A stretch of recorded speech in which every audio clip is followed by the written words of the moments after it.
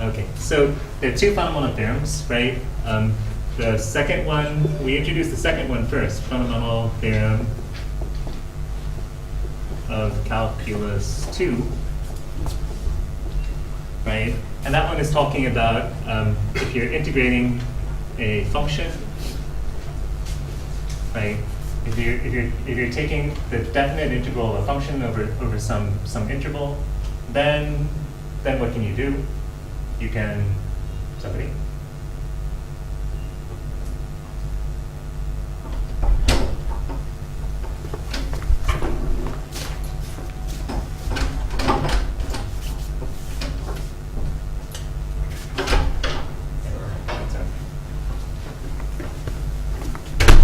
What can you do? You can, instead of evaluating this using Riemann sums, you can do something. What is it?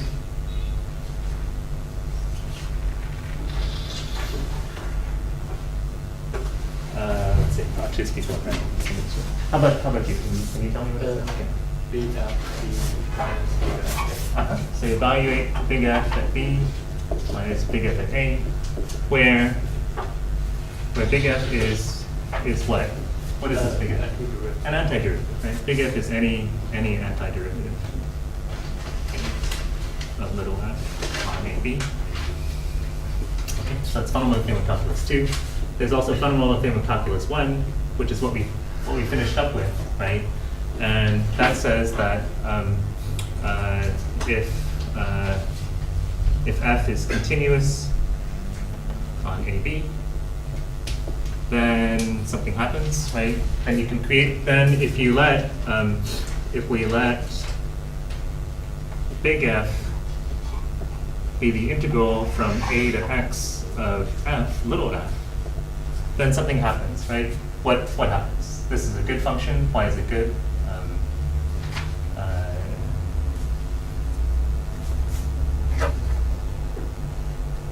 Unseen you. Why is it? What's good about this function?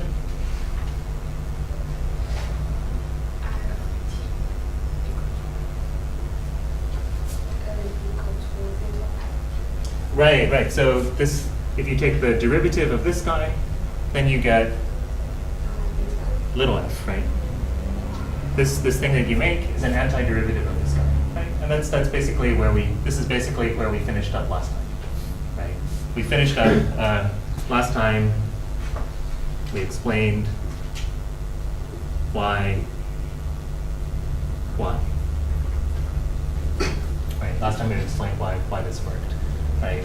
We did that game. Okay. So okay, so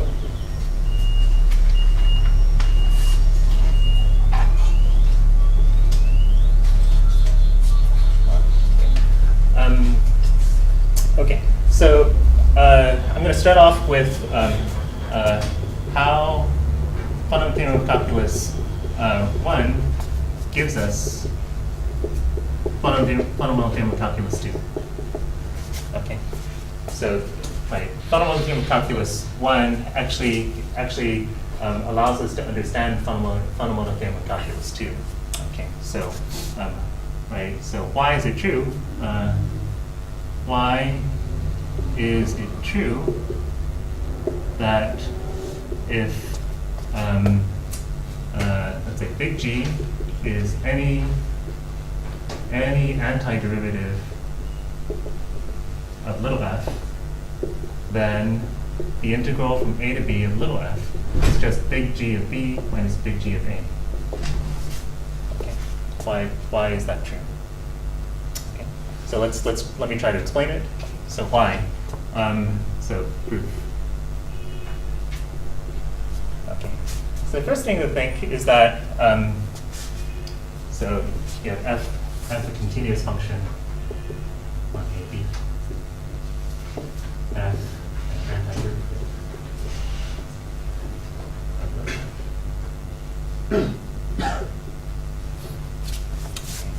Okay, so let me ask you this. Let me start off with this.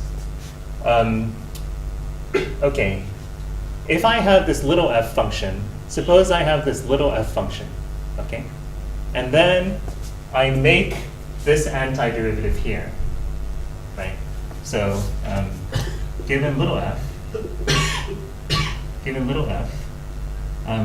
let big F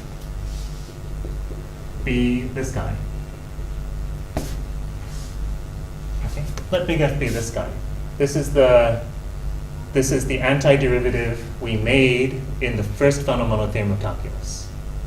Right? Okay. Consider big F of B minus big F of A. What is it? What is it?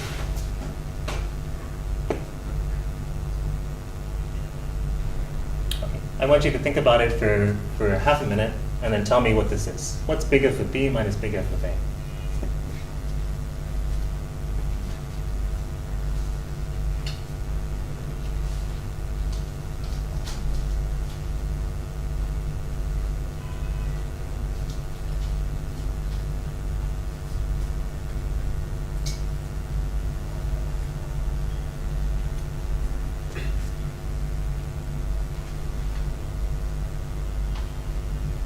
Okay, now turn to somebody nearby and say, it's this. What is it?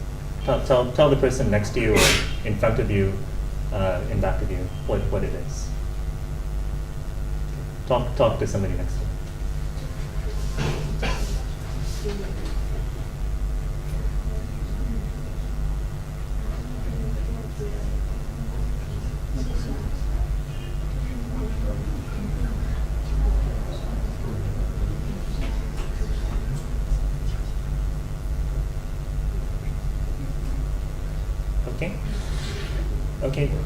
Okay, is there anybody who can tell me what this is? What's big F of B minus big F of A?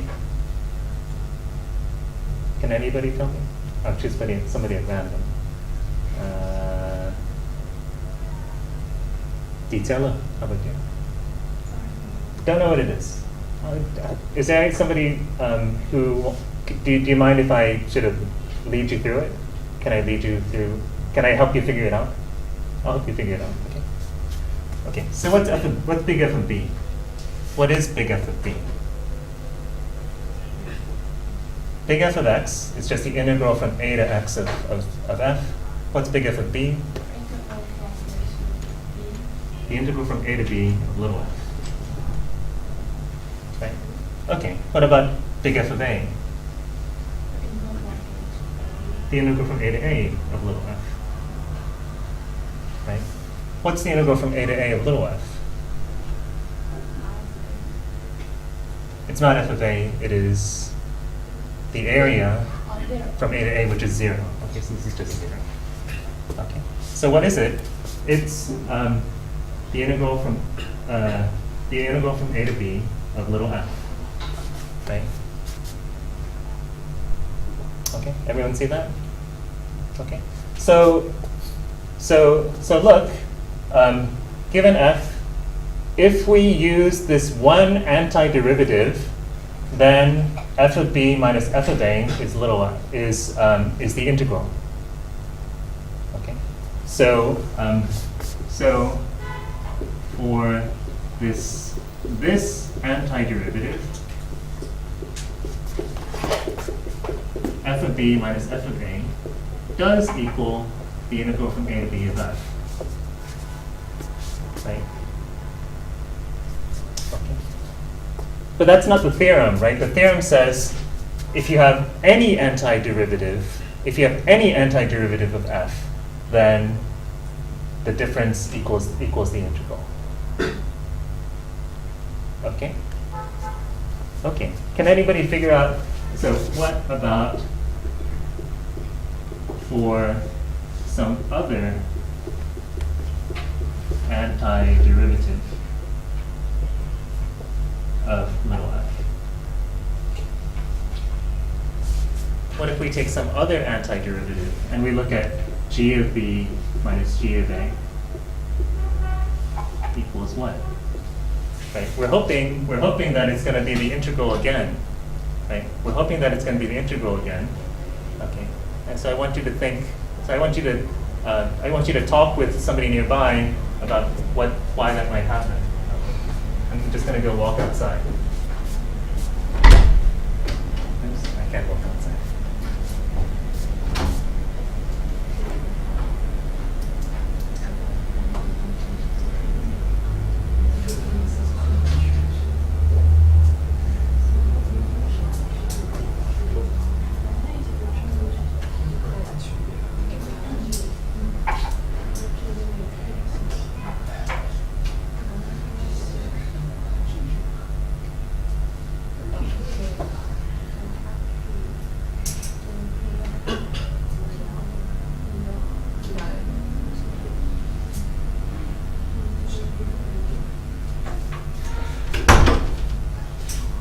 Okay, did anyone figure it out? What happens if you take some other antiderivative and you take the difference? Why you're supposed to get the integral? Well, you're supposed to get the definite integral again. Well, why would you? Did anyone figure it out other than Tianyuan Hao? Tianyuan Hao, go ahead. Because the C can be cancelled. Because the C will be cancelled. Okay, so what you're saying is that, well, look, both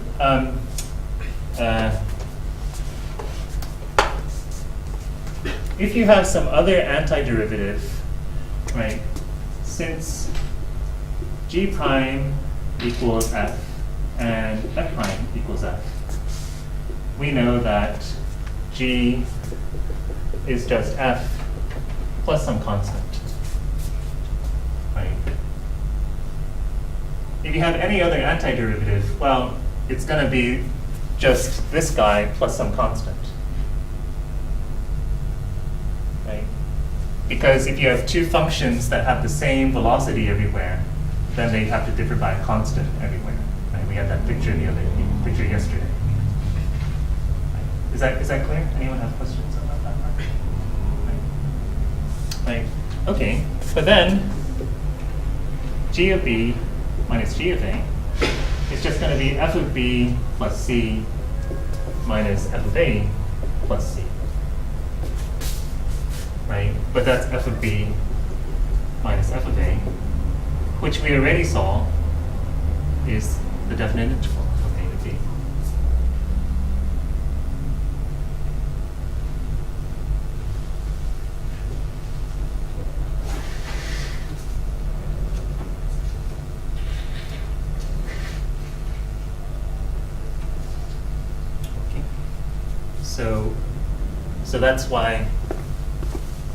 So that's why it's true that if you have any antiderivative of f, then the difference of that antiderivative at the endpoints equals the definite integral. Okay, so the fundamental theorem, we can use the first fundamental theorem of calculus to give us the second fundamental theorem of calculus.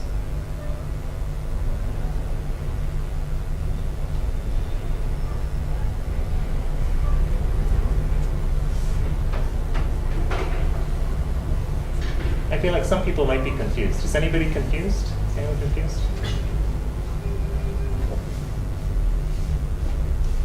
I don't have a good sense of people, but I think I have a good sense of confusion. Does anyone want to? Is there any step that people don't understand? Okay. So going back, right, we're trying to see that the definite integral equals the difference of the antiderivative at the endpoints.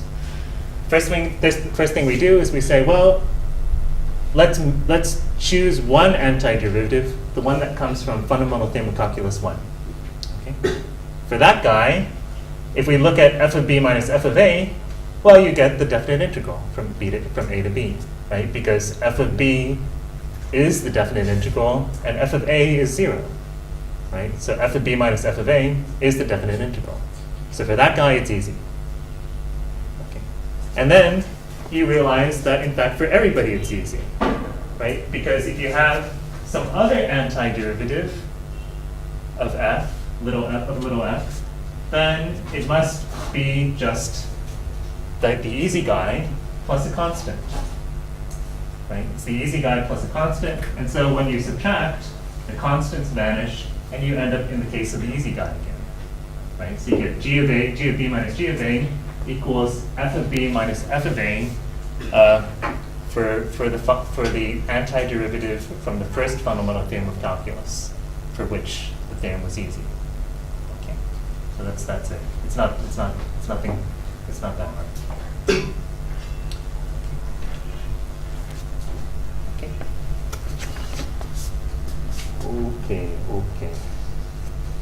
Okay. So, okay. Any questions? Luanti, do you have a question? No, you don't. Okay, good. Okay. So, yeah, I'm very poor at reading people's expressions. So, whether it may be that you actually know what's going on, and I'll think, that person looks kind of confused. Or the person maybe doesn't understand anything, I'll think, oh, I think that person understands. So I'm not very good at reading people's expressions.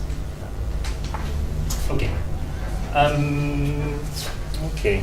So there's one last thing I'd like to do in this section. It's called the mean value theorem. Mean value theorem for integrals. Mean value theorem for integrals. Okay. And it goes like this. It's not that important, but it's sort of a nice. It's also a consequence of the first fundamental theorem of calculus. Right. So fundamental theorem of calculus 1 gives you fundamental theorem of calculus 2. Fundamental theorem of calculus 1 also gives you this nice result called the mean value theorem for integrals. Okay, and it goes like this. Given f continuous on AB, there exists a point in AB, in the open set AB, where f of c equals the average value of f. There's a place where the function attains its average value.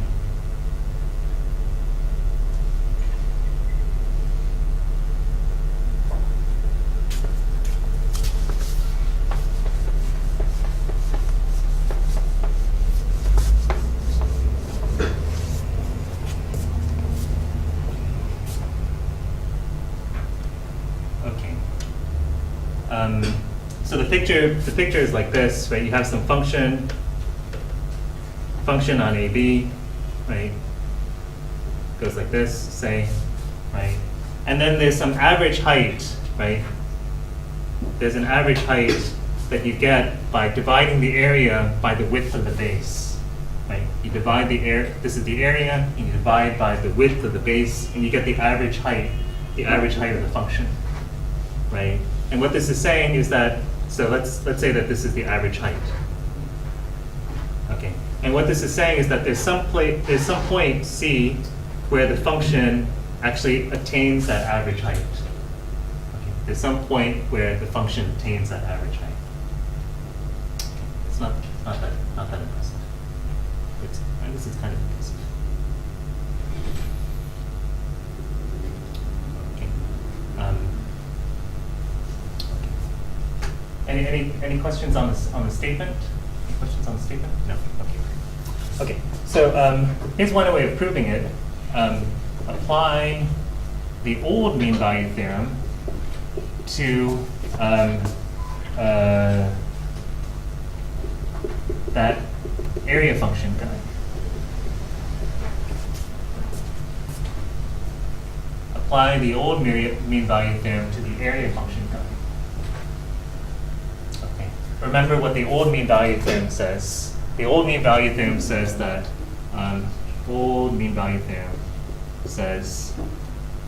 there exists a place where f prime of c equals f of b minus f of a over b minus a.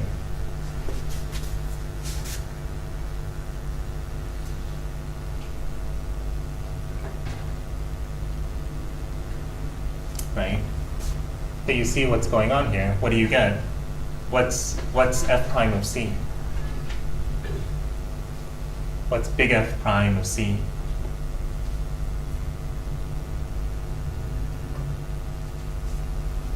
What's big F prime of c? 假定. The question is, what's big F prime of c?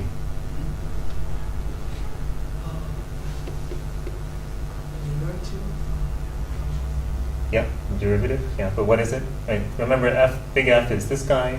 So when you differentiate it, what do you get?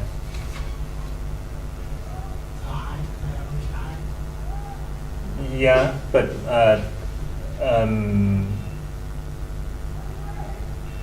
so this. Remember what this thing is? This thing is a. Can anyone tell? Right. This guy. What's good about this guy? This is the antiderivative, right? So when you differentiate it, what do you get?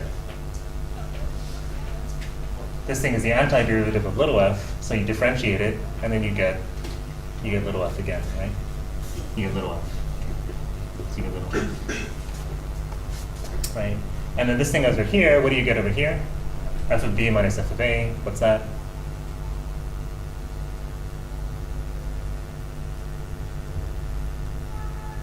What's that?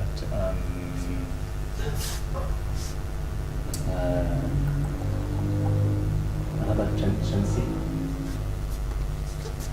F of b minus f of a over b minus a.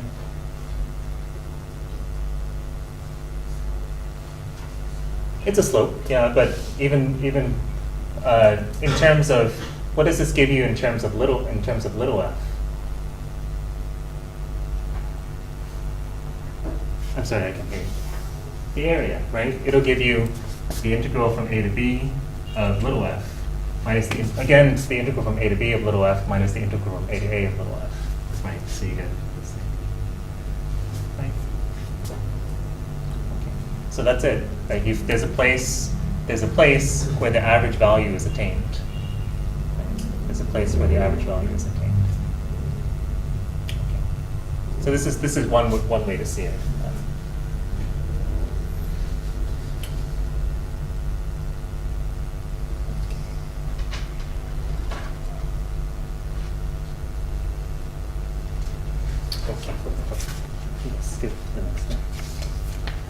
Okay.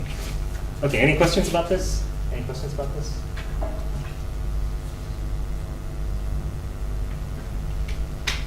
No? Okay, good. Okay, so now let's go on to the next section.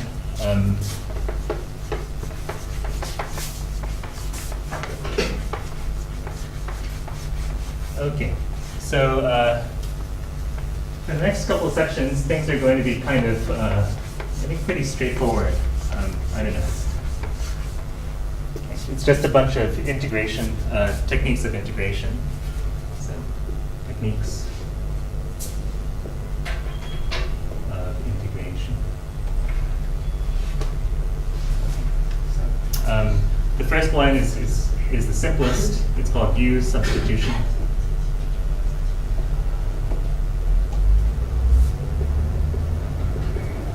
The first one is called u-substitution. So I'm just going to give you some examples of how to do it. Examples of how one does it. How one uses the trick. Okay. So here's the first thing. So so somebody gives you some indefinite integral like this, and says, right. The question is, what's the antiderivative of sine cubed x cosine x dx, right? Find the antiderivative of sine cubed x cosine x, right? That's the problem. Okay, so the method is like this. The method is like this. You say, we let u be sine x. Okay. Let u be sine x, and then du dx is cosine x.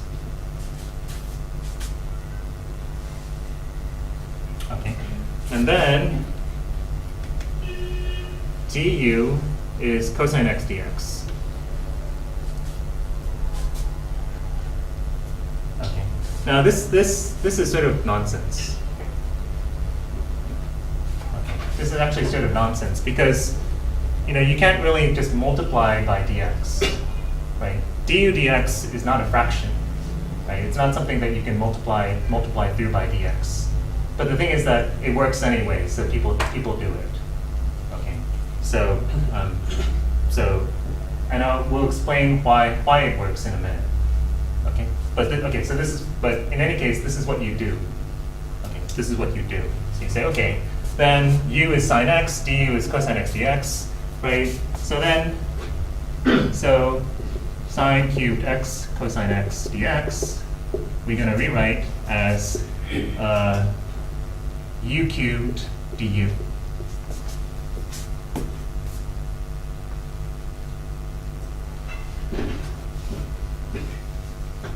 Okay. Okay. Well, this is finding the antiderivative of u cubed, right? Well, what's the antiderivative of u cubed?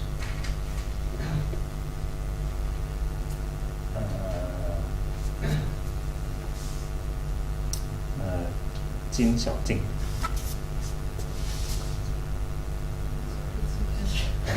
The question is, what's the antiderivative of u cubed?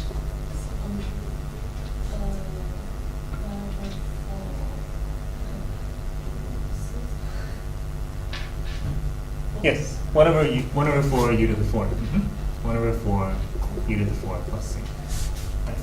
Because when you differentiate this, you get u cubed. Right. Okay. And then you switch it back, and you say, and then you switch back to x, and you say, okay, that's going to be 1/4. U was sine x, so I get sine 4x plus c.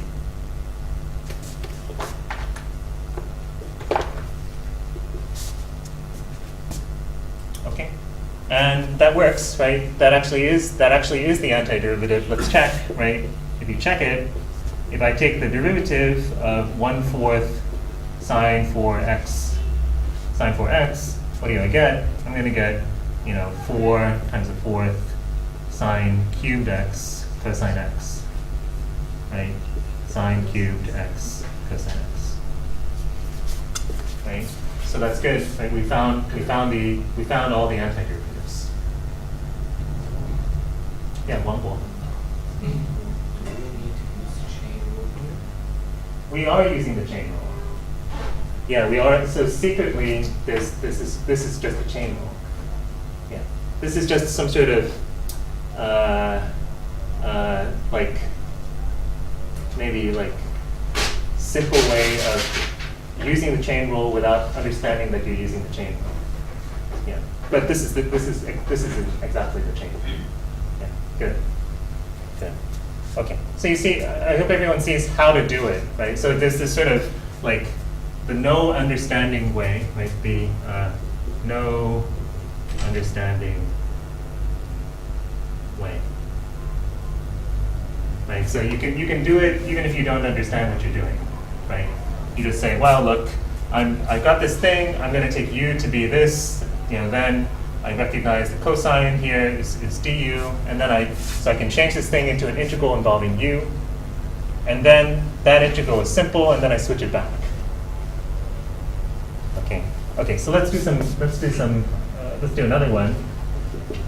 X squared plus 1 to the 7, 2x dx. X squared plus 1 to the 7, 2x dx. So what am I going to choose? What am I going to choose as my u this time? Go ahead, yeah. So my u is going to be x squared plus 1, right? And you can see why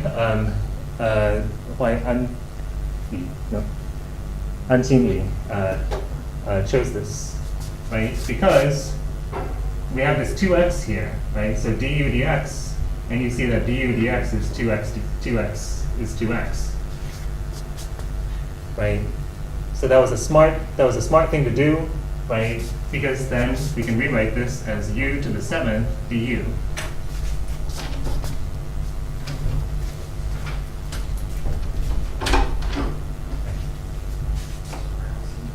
That's all right. That's all right.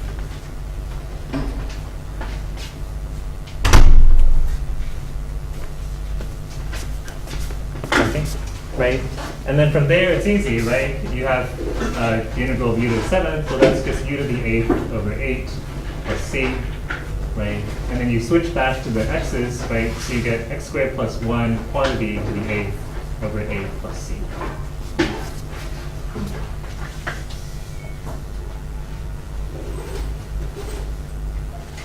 Right? Okay. Another example, suppose I had something like this, same thing, but now I don't have the 2. Okay, now I don't have the 2. That doesn't matter. You still do the same thing. You would say, well, I'm going to let u be x squared plus 1. Again, du is going to be 2x dx, right? I don't have the 2x here, so I'm just going to put it in, right? I'm going to rewrite, I'm just going to say, I'm going to multiply by 2 here. But I can't just do that, so I have to divide by 2 also, right? So I put the 2 in, and I take the 2 out, okay? And of course, in the end, I'm going to get 1/2. I'm going to get 1/2 of x squared plus 1 to the 8th over 8 plus c. So if you see what you do. If you don't have the right constants, you can just multiply by the right constants to fix it. You just fix it up a little bit. Okay. Okay. Let's see.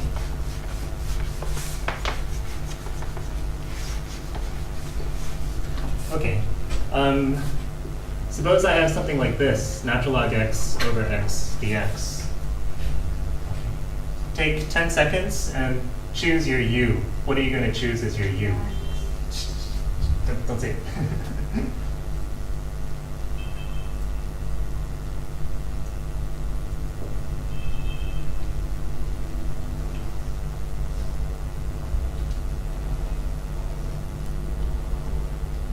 Okay, so what is it? Go ahead. I'm seeing ln x, right? So you say, well, I'm going to take my u to be ln x, right? And the reason is clear, right? Because if I differentiate, I have this 1 over x, right? So this thing turns into then the integral of u du, right? So that's going to be u squared over 2 plus c. In other words, natural log x,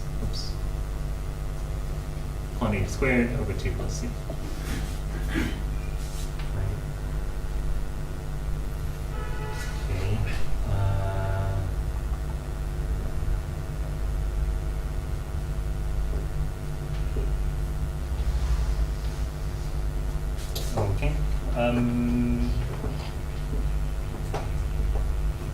Okay, so here's one for you to do.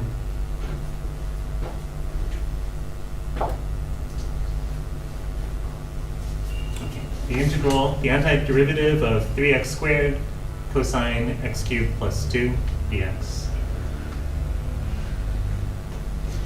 Okay, so this should take half a minute, and please do it.